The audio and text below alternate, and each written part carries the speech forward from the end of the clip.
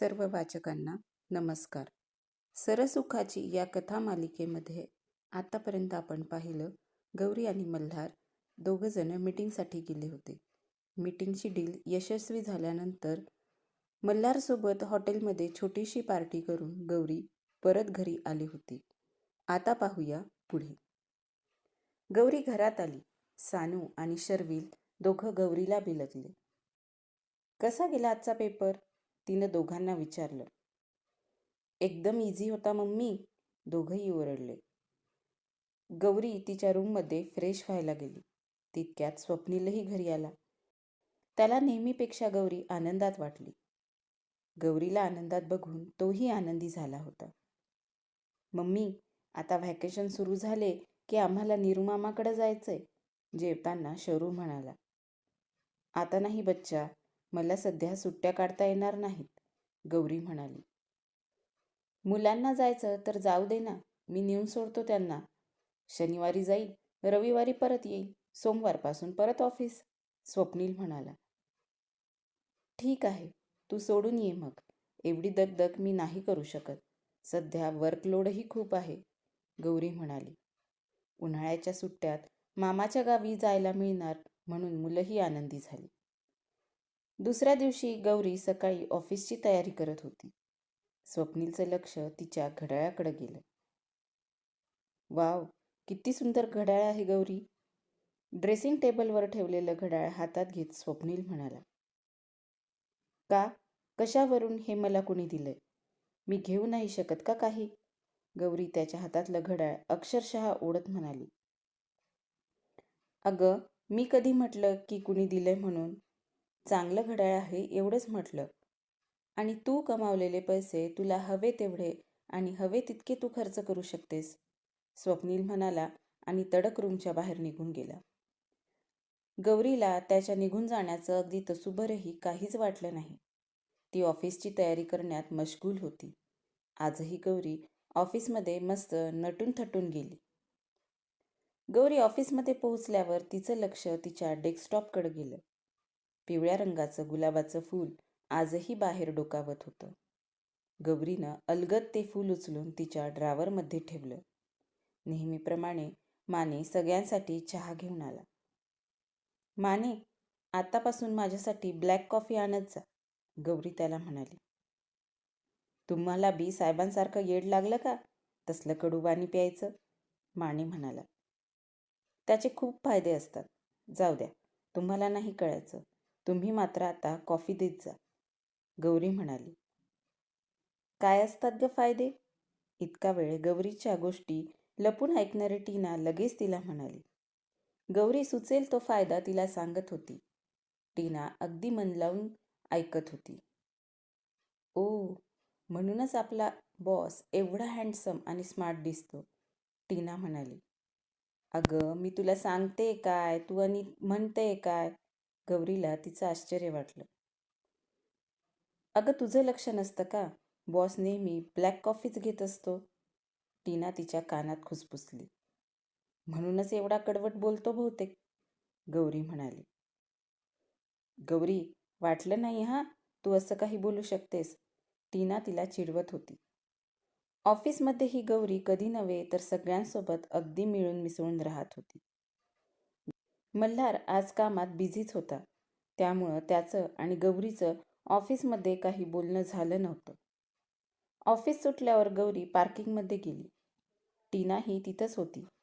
तेवढ्यात मल्हार तिथं आला. आज गेलो असतो आपण पाणीपुरी खायला, पण मला जरा शॉपिंग करायची आहे. तो नवीन मॉल झाला नाही का ग, तिथं जाते मी, तू येतेस का, गौरी टीनासोबत बोलत होती. पण मल्हारला ऐकू जाईल अशा आवाजात मुद्दाम बोलत होती. नाही ग, माझं नाही जमणार, आणि तसंही तो अपोजिट डायरेक्शनला आहे, तू जाऊन ये, टीना तिचा निरोप घेऊन निघाली. मल्हार गौरीला काही बोलायला जाणार तितक्यात गौरीही आपली गाडी काढून निघाली. गौरी मॉलमध्ये पोहोचली. शॉपमध्ये ती एक एक ड्रेस बघत होती. ह्यापेक्षा तो ब्लॅक कलरचा जास्त चांगला वाटेल, मल्हारचा आवाज ऐकून गौरीला आश्चर्य वाटलं. गौरी मात्र त्या ड्रेसकडं ढुंकूनही न बघता पुढं गेली. रागावलीस का? सॉरी. मल्हार तिच्या मागं गेला. मी कशाला रागवू? गौरीनं नाक मुरडलं. वेळ नाही मिळाला ग दिवसभर. मल्हार तिच्या मागच होता. गौरी निवडलेले कपडे घेऊन बिलिंग काउंटरवर गेली. बिलिंग करून शॉपच्या बाहेर पडली. कॉफी तर घेऊया ना? मल्हार तिच्या मागच होता. बिलकुल बदलला नाहीस तू. गौरीला हसू आलं. तू तरी कुठं बदललीस? अजूनही राग लवकर जात नाही नाकावरचा. मल्हारही हसला. दोघंही तिथल्या कॉफी शॉपमध्ये गेले. मल्हारनं तिला एक महागडा परफ्यूम गिफ्ट केला. हे काय? काल घड्याळ, आज परफ्यूम? गौरी आश्चर्यानं म्हणाली. तुला आठवतं गौरी, आपण कॉलेजमध्ये असताना रोज भेटायचो तेव्हा मी तुझ्यासाठी काही ना काही गिफ्ट आणायचो. तेव्हा पॉकेट मनीमध्ये जे जमेल तेच घेता यायचं. आता मात्र तसं नाही. मल्हार म्हणाला. तरी मी एवढं महागडं गिफ्ट नाही घेऊ शकत. गौरी म्हणाली. मॉलमध्ये शॉपिंग करून गौरी आणि मल्हार एका कॉफी शॉपमध्ये बसले होते. मल्हारनं गौरीला एक महागडा परफ्यूम गिफ्ट केला होता. सॉरी मल्हार, मी एवढं महागडं गिफ्ट नाही घेऊ शकत. अच्छा, म्हणजे स्वस्त काही दिलं तर घेशील? मल्हार म्हणाला. तसं नाही रे. मग? गिफ्टची काही गरजच नाही. म्हणजे तू अजून मला माफ केलं नाहीस? मल्हार म्हणाला. काही काय बोलतोय तू? काही काय बोलतोय तू? गौरी म्हणाली. मग गिफ्ट का घेत नाहीयेस? मलाही वाटतं ना मी कुणासाठी काहीतरी घ्यावं. आता तू आणि माझी आई दोघीच आहात माझ्या आयुष्यात, ज्यांच्यासाठी मी काहीतरी करू शकतो. आता तुला आवडत नसेल तर? बोलता बोलता मल्हारचा चेहरा एवढूसा झाला. ओके बाबा, देते. गौरीनं परफ्यूम बॅगमध्ये टाकला. मल्हारच्या चेहऱ्यावर लगेच हसू उमटलं. मल्हारसोबत थोडा वेळ गप्पा करून गौरी घरी जायला निघाली. आजही गौरीला घरी जायला उशीर झाला होता. गौरी घरी पोहोचेपर्यंत मुलं जेवण करून झोपली होती. गौरी, अगं किती वेळ? फोन तरी उचलायचा ना? स्वप्नील गौरी घरात आल्या आल्या तिला म्हणाला. लक्षच नव्हतं फोनकडं. ऑफिसमध्ये सायलेंट मोडवर लावते ना फोन, त्यामुळं कळलंच नाही. अरे वा, बरेच दिवसांनी खरेदी. स्वप्नील तिच्या हातातल्या शॉपिंग बॅग बघत म्हणाला.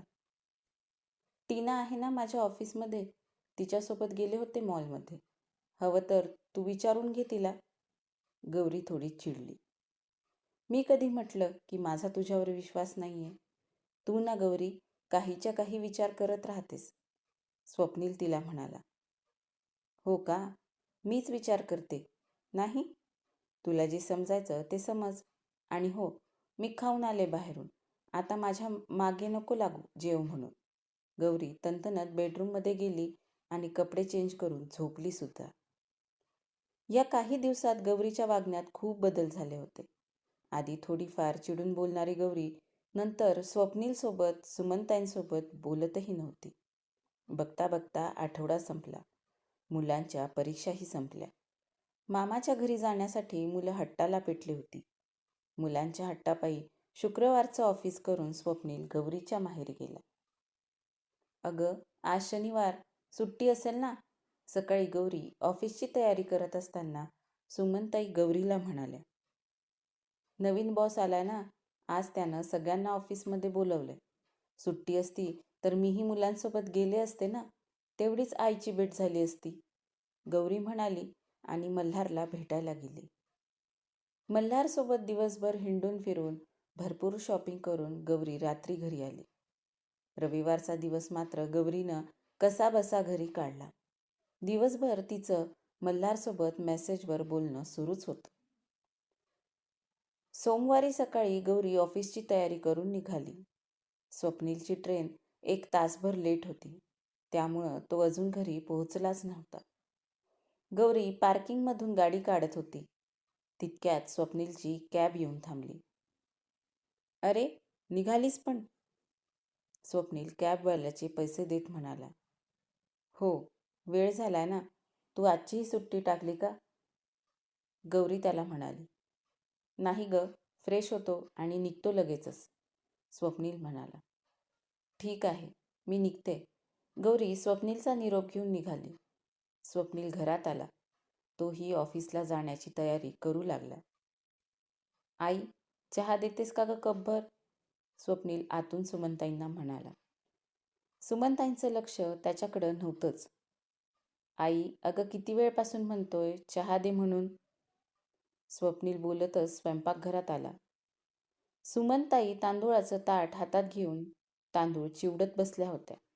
कसल्याशा विचारात हरवल्या होत्या. आई, स्वप्नीलने आवाज दिला तशा सुमनताई एकदम दचकल्या. अगं लक्ष कुठं? कसला विचार करते? स्वप्नील म्हणाला. काही नाही रे, असंच. बोल, तू काय म्हणत होतास? सुमनताई म्हणाल्या. काही नाही, आधी इकडं बस.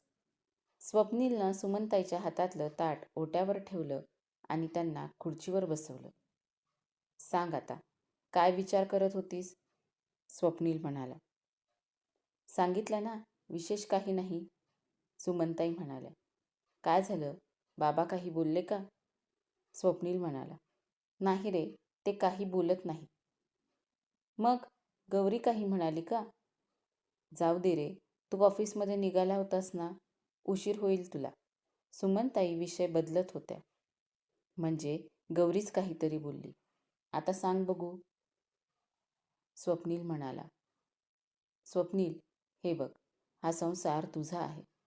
मला त्यात लुडबुड करायचा काहीच अधिकार नाहीये. तू आणि गौरी काय ते बघून घ्या, सुमनताई म्हणाल्या.